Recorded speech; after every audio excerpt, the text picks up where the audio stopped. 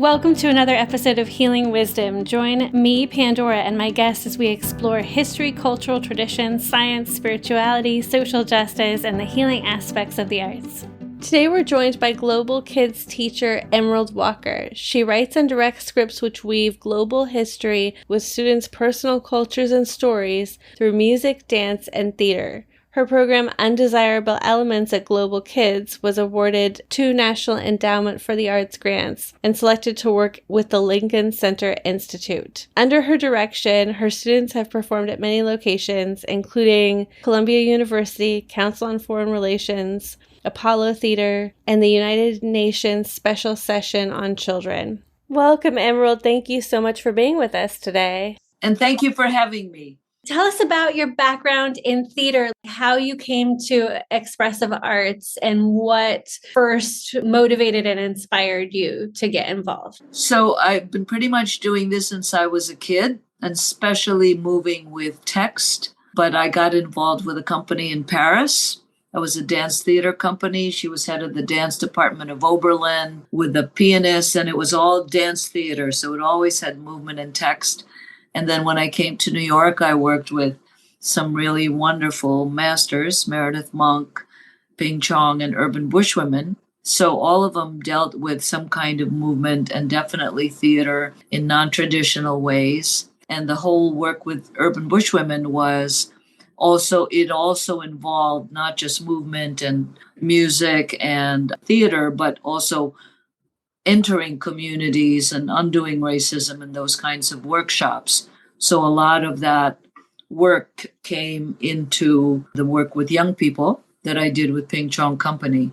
So I'm really grateful to those, especially those 3, Ping, Meredith, and Jawale, for the work with the young people. Emerald's background includes being trained in companies that incorporated text, music, dance, and theater. She's utilized these methods in her own work with Global Kids. The way that I've incorporated it into my own system is I work with other forms. I put them together in my own way, especially in the work with the young people, because we have to move. We have to relate it to, personally, I have to relate it to history and what we grew up with, which was a lack of it. And to find ways to bring that together, because it's a point of view that nobody else has. We each have, a unique point of view. And a lot of the people in this country come from so many different backgrounds. And the way that we put it together, I am specifically based in Afro-Haitian and West African movement. So that is the way that I feel, the kind of movement usually that I will use with young people, but it's very, very broad. It can be very, very simple, and it can be very much more rigorous and demanding. And also I feel that the drumming part, it's a way to both anchor in space and time for myself and for a group, especially since everybody comes from somewhere else. Everybody's usually students are coming from many different backgrounds. Or sometimes they're coming after school, especially for Global Kids. But in general, we're all coming from different spinning worlds. And the thing that anchors us is really important, and that brings us together. So those, I think, maybe the way that I will work with people has to do with that. And also I worked with sound, movement, and color with a French master for whom all of those frequencies were important. So I like to incorporate that in my work. I asked Emerald, what is it about Haitian drumming and Haitian music that draws her to it?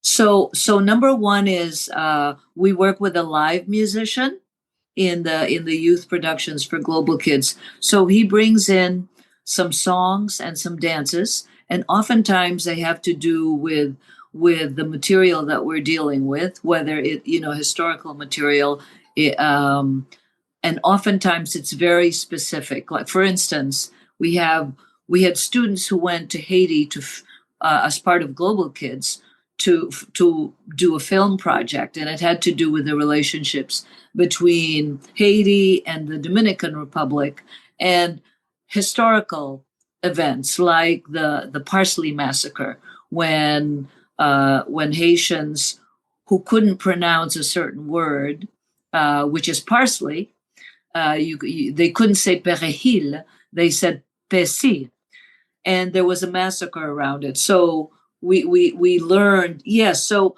it oftentimes has to do with a specific historical event, or a feeling. If there's a feeling of water that needs to be part of a historical thread, then we learn a water dance. If there's a particular song, for instance, with the Haitian, the group that went to Haiti for the film project, there was an element of leaving. When they left, everybody said, "Oh, when are you going to come back? You've done such wonderful work with us." So we learned a song that had to do with leaving. So oftentimes the songs in another culture or another tradition bring in an element that gives you another perspective, but the feeling is common to all cultures. So one of the main things we deal with is stereotypes and how to deal with them and how do we move past them. And when we get down to, well, what does that feel like? It's the same for everybody. It might be a different song, and it might be a different movement, but, where do we find that in our own experience, in our own system?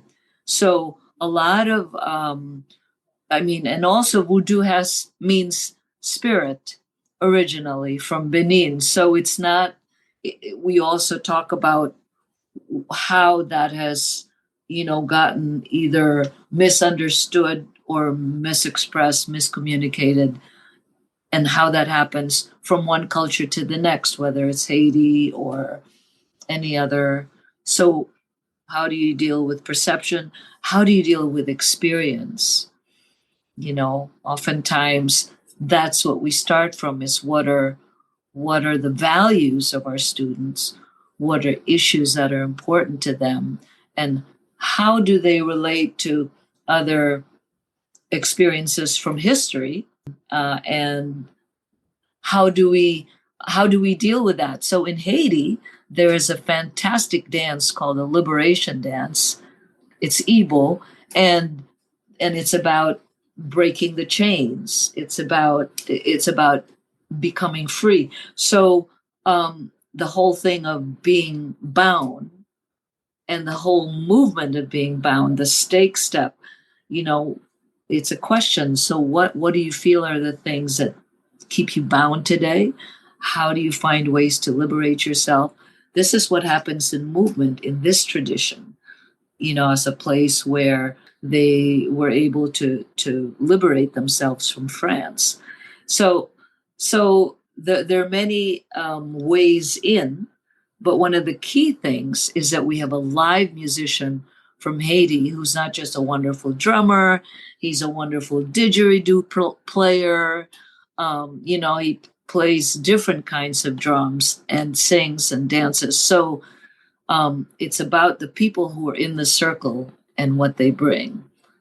So it might be somebody else come in. We've had a Japanese drummer who taught us taiko Japanese drumming, and we bring in different artists who come and work with them. But the students learn about, and we learn about what these movements mean and how they're rooted in a tradition and its function. So it very much has to do with both function and context. The students who participate in Undesirable Elements at Global Kids are encouraged to bring their own personal experiences and stories to the performance, and they're really seen as individuals with their own spinning world, their own perspective. And because they're bringing their own embodied knowledge with them to the group, it helps them find meaning in the experience. It's a co-creation. Yeah, often what happens, it's a real process of discovery. The students don't come in, or they don't know oftentimes any of these. They don't know about themselves oftentimes. I think maybe one of the best examples is I have a student who's I'll show you the picture. She's in this picture with you probably saw this, with Michelle Obama there, and this young lady here, Ann Willis. What we do is we interview the kids just to see what's important for them. And as I was interviewing her, I asked her if there was anybody, in her family that who had that any stories she wanted to share. Her grandmother was right there, so she asked her grandmother as we were on the phone. So I heard this whole thing, and it turns out that her grandmother had moved from the South, was cleaning floors up north, so that she could save money to send to Black children in the South who had no school bus. They had to walk to school.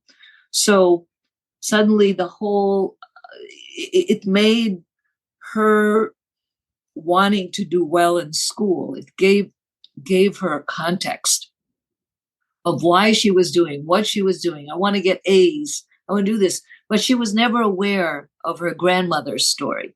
So oftentimes in this process, and it's very much a process, young people discover a lot of things about themselves. We ask them, is there anything you want to share? Oh, I'll ask my mom. Oh, I didn't know that, she couldn't go to school because she had to go to work. So it's a process where they discover about not just their families, but themselves. Oh, I didn't know that. I didn't know that about my grandma. But she got to the point where she shared this in front of the community. So the whole thing, too, of discovering things and then sharing them in front of the community, suddenly you're in a different place within yourself and within a community that affirms that. And when they went to Washington, D.C., she had the core thing to ask Michelle Obama to come to Global Kids. So it's this process of finding, some kind of interconnection to a greater, world and family, and on. With Undesirable Elements at Global Kids, teacher Emerald Walker also explores stories like Nelson Mandela and the apartheid in South Africa. And oftentimes her students explore history and myth. So I think that working with people, no matter what their age, I like to be able to see how we can bring a story to life. So, for instance, in my work with Lincoln Center Theater, we also work with the Golden Fleece, Jason and the Golden Fleece. So part of it is looking around a room and seeing what would these young people be interested in? What is the conflict in here? What can we bring to life, and in what way? So the whole thing of, getting together the boat and rowing, the whole conflict between the lovers and the father who doesn't approve. These are all wonderful roles. These are all wonderful roles for people. So it's essentially taking a story and finding the roles. Oh, I see that person doing, he'd be a great Jason, helping an old lady cross a river and finding a slipper. All those kinds of things, are trying to get back at his uncle for stealing his father's throne. These are essentially finding and creating a script that will have roles for the people to play so that they understand the conflict involved. How did a person rise to this? How did they deal with this? And that's really the kind of the nugget there. So that's what we remember. We remember the stories and what people had to go through. So everybody can usually relate to a parental role. Oh, I want to be the dad. I want to be the mom. I want to be the one who doesn't agree, or I want to be the king because I want to get to wear the crown. So it's finding the essence in these stories, whatever the myths are, so that the people who involved, whatever their age, can enter. And it's the mask, the words, the role, that's the mask they put on. They get to be somebody else. So oftentimes we don't have the funds to create these things, for costumes or masks. If only we did. So it's oftentimes just either in the script and the staging. You could be an elephant too. we've had them, but getting into those things, the whole idea of moving as one in a herd of elephants and all stepping on the same step, of elephant families getting decimated. So the adolescent boys, they misbehave because they don't have a patriarch or a matriarch to show them the way. So it's once again a question of roles, and how do we step into them, and how can we relate to them, and is there any similarities to any of our experiences? So those are the things that I can think of. So myths can be animals, also. Yeah, definitely. Here, teacher Emerald Walker explains how global kids delve into history. Delving into history, oftentimes I find that, history as taught in schools is the dates and then the names of things, but there's no, and then it's something that you kind of spout off. But when you start to get the students to role play in it, like let's say the children's march, when the young people skipped school to go to, and to flood the jails, nonviolence training. If we can actually get them to play the people who are learning nonviolence training, the kind of things that they say, the conflict between them and the police, who come and beat them, the whole thing of crossing the Petrus Bridge. If they're able to embody those situations, one of the things that kids love is like when the drum hits and you have to pretend like you got hit, beaten up and stuff. But role playing, it's juicy stuff. So how do we find the juicy stuff that will get them to enter the scene? If they are in the lunch counter and they are doing sit-ins, they get to play both the people who are coming to do it as well as the ones who are saying, get out now. And then they get, and so it's finding the conflict and the roles that they can play within this to bring it to life for them, the whole thing, and giving context, like for Brown versus Board of Education, how Thurgood Marshall had a mother who, somebody came and wanted to put something up on her sidewalk, and she said, no, this is my sidewalk. You can't just come and do this.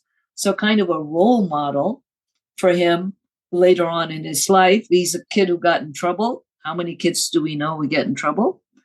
He got sent to jail, and he ended up studying, books while he was in jail.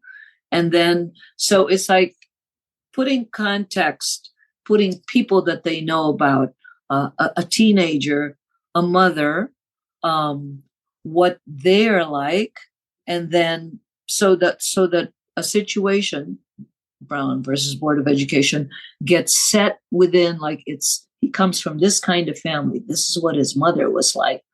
This is what was involved in that case. Students who were given dolls, black dolls, white dolls, and how did they react? So you kind of bring these stories to life, and then it isn't just about these dates.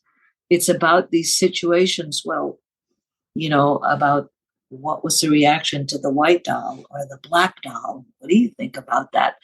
So they get to be the judge, they get to play the lawyer, they get to play the psychologist. So there are, it's how do we bring it to life in some way and learn from it? When we learn nonviolence training, all these lines, it's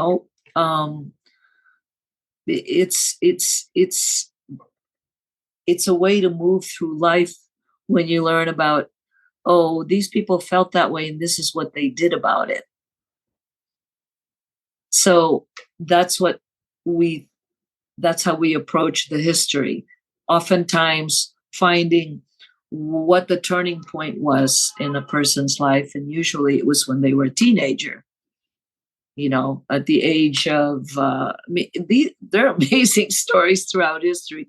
I think Queen Elizabeth became queen when she was 18, and I think maybe when she was just a few years old, her mother was beheaded. So the kinds of things that they say and the lessons that they have from a very young age, it's remarkable. But what these stories do when we tell them to kids is then they come out and share incredible stories. We had an 11-year-old, a woman in high school, who shared that she was raped when she was 11. Nobody knew this. And then she said, I spoke to my grandmother. She helped me along, and the guy put in jail. And then she comes up with a line from Audre Lorde, that says, well, if I use what happened to me in service of others, then it doesn't matter anymore that I'm afraid. So it's so beautiful and interesting to watch them, listen, process, and then they come up with these amazing things. we feel so incredibly blessed to work with these people, young people that, they really, they listen and watch. It's powerful to see the performances, to see the kids singing in their own languages, sharing their own words. To see them drumming together in unison is very powerful. From the performances, you get the sense that there's a real sense of presence and togetherness. And we have to keep in mind, sometimes that only happens completely whole in the show itself. Because oftentimes we have kids that, there's no home in the home, or that not everybody is there until the very last moment or the show. But the whole thing of building an ensemble and learning along the way, sometimes you don't see it until that last performance. It's just the reality of creating something. You know very well. You might have rehearsed a show many times, and then, I don't know, somebody's missing, somebody steps in for somebody, you have an understudy. And then the moment comes when everybody has to bring it all together, and it's just beautiful. And everybody's gone above above and beyond. And that's the gift. We've been speaking with teacher and director Emerald Walker of Undesirable Elements at Global Kids. Well, thank you so much, Emerald Trinket Walker, for joining us today. Thank you so much. And Pandora, I have to say, my sense is that you are using Pandora's box to spread treasures. That's my feeling. You've been listening to Healing Wisdom. You can find this episode and others like it on WOMR.org, healingwisdomradioshow.com, and wherever you get your podcasts.